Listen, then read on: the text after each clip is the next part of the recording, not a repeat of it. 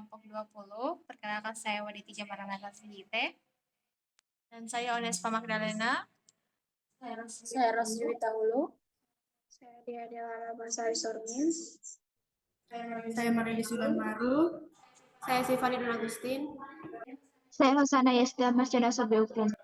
Kami akan mempresentasikan hasil analisis data menggunakan aplikasi SPSS dengan uji Chi-square, yaitu untuk mengevaluasi apakah jenis kelamin mempengaruhi tingkat kemampuan mengelola stres. Sebelum kita masuk kepada tahap-tahapnya, di sini kami akan menjelaskan apa itu uji Chi-square.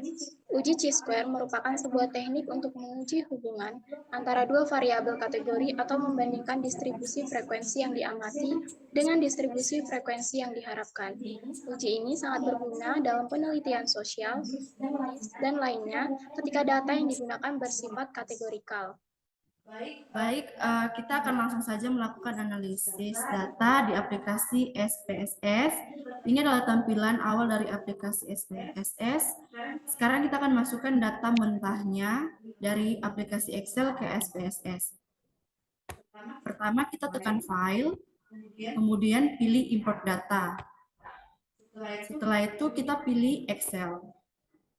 Setelah itu akan muncul seperti ini, kita pilih bagian data stres dan manajemen stres. Kita masukkan dan tekan open, lalu kita tekan OK. Maka akan muncul data seperti ini di bagian variable view. Setelah itu kita pindah ke variable, kita pindah ke data view, kita lakukan penyulingan. Kita melihat apakah ada data-data yang kurang lengkap, maka kita harus hapus untuk mengurangi error. Atau misalkan ada data-data yang seperti ini ada tanda strip, maka kita harus hapus terlebih dahulu. Oke, kita lihat dulu, setelah itu kita hapus. Seperti ini. Oke, setelah kita hapus, jadi total data respondennya itu adalah 100 responden. Setelah itu, kita kembali ke variable view, dan kita akan melakukan coding. Data diperlukan untuk mengubah data mentah menjadi format terstruktur, untuk mempermudah identifikasi pola, mengorganisasi informasi, dan memfasilitasi analisis yang sistematis. Proses ini memungkinkan penelitian mengekstrak makna, mengkelompokkan tema, dan menghasilkan interpretasi yang valid dari database berdasarkan riset Saldana 2021. Itu tadi adalah penjelasan tentang mengapa kita harus melakukan coding. Selanjutnya kita akan lakukan coding. Kita tekan transform, kemudian kita tekan bagian automatic record. Setelah itu kita masuk di bagian pengkodingan, kita tekan untuk jenis kelamin, kita masukkan, kita beri nama baru yaitu JK, jenis kelamin. Setelah itu kita add new name dan tekan OK. Maka akan muncul seperti ini di data analisisnya. Oke, selanjutnya kita ulangi untuk kategori manajemen stres. Kita masuk lagi di bagian automatic record. Kemudian kita kembalikan data jenis kelaminnya, kita masukkan kategori manajemen stresnya. Setelah itu kita berikan nama baru KMS sama add new name dan tekan OK. Selanjutnya akan muncul seperti ini.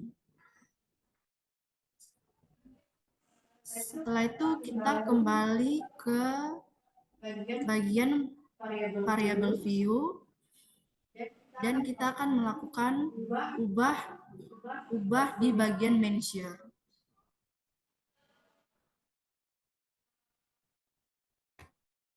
kami diklasifikasikan sebagai data nominal karena mewakili kategori yang telah memiliki urutan tertentu atau tingkatan. Kategori seperti laki-laki dan perempuan hanya perlu berfungsi sebagai label untuk membedakan kelompok tanpa hierarki lebih besar atau lebih kecil di antara mereka. Sementara itu, untuk kategori manajemen stres, termasuk data ordinal karena mengandung tingkatan yang jelas. Misalnya, tingkatan manajemen stres dapat dikategorikan sebagai baik, buruk, dan rata-rata. Kategori-kategori ini memiliki urutan yang jelas dari tingkat rendah hingga tertinggi, menunjukkan ada hierarki.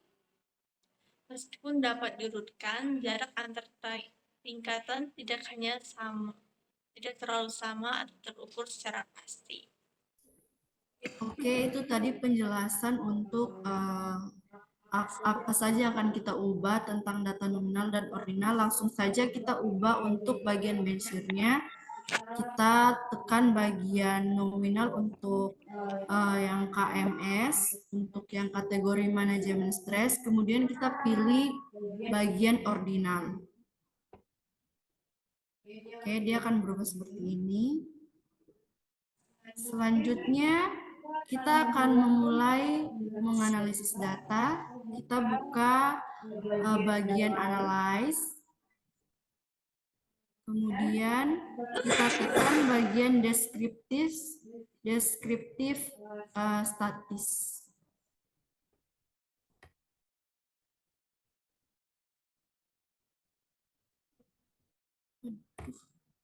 Setelah itu kita tekan bagian cross tabs. Baik, untuk hasil analisis dan kesimpulannya, hasil yang kami dapat adalah 0,882.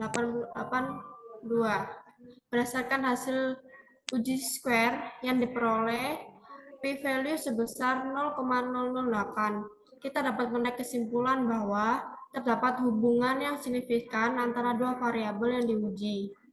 Karena p-value 0,008 lebih kecil daripada 0,05. Kita menolak hipotesis 0H0 yang berarti bahwa tidak ada hubungan antara kedua variabel tersebut.